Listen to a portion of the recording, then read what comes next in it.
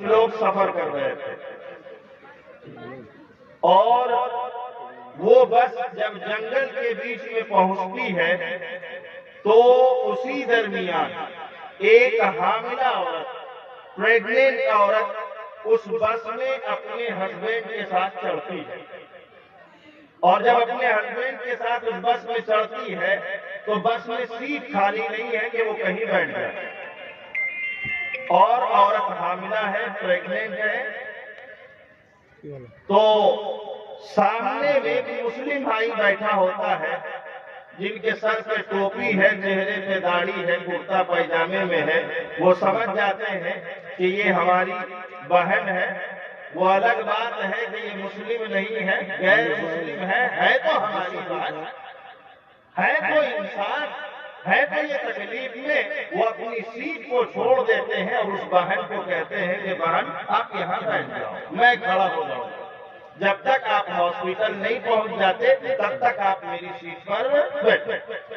وہ بیٹھ جاتی ہے۔ کچھ دور کا سفر ہوتا ہے اور سامنے جو ڈرائیور اور کنڈکٹر ہوتا ہے وہ ٹکٹ لینے کے لیے آتے ہیں اور ان سے کہتے ہیں کہ آپ مجھے ٹکٹ پیش کیجئے، تو عورت جو ہے 20 روپے کا نوٹ دیتی ہے اور اتفاق سے وہ نوٹ جو ہے پھٹا ہوا ہوتا ہے، تو جو ٹکٹ چیک کرنے والا ہے وہ کہتا ہے کہ یہ نوٹ جو ہے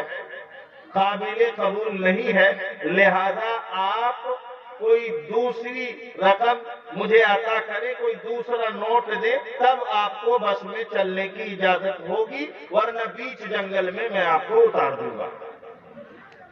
اب لڑکی پریشان،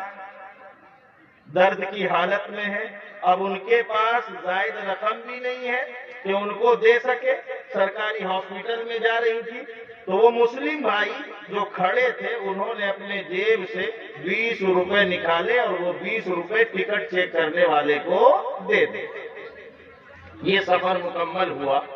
اور وہ عورت ہاسپٹل پہنچی۔ جب ہاسپٹل میں پہنچی تو اللہ کے حکم سے ان کو بیٹا نصیب ہوا اور اپنے بیٹے کو گود میں کھلا رہی تھی۔ کھلاتے کھلاتے جب ان کے شوہر قریب آئے تو اس عورت نے کہا کہ ماشاء اللہ، وہ ہندو تھی، اس عورت نے کہا کہ لو جی آپ کا ننھا پیارا بچہ اس دنیا میں آ گیا ہے، اس کو گود میں رکھیے۔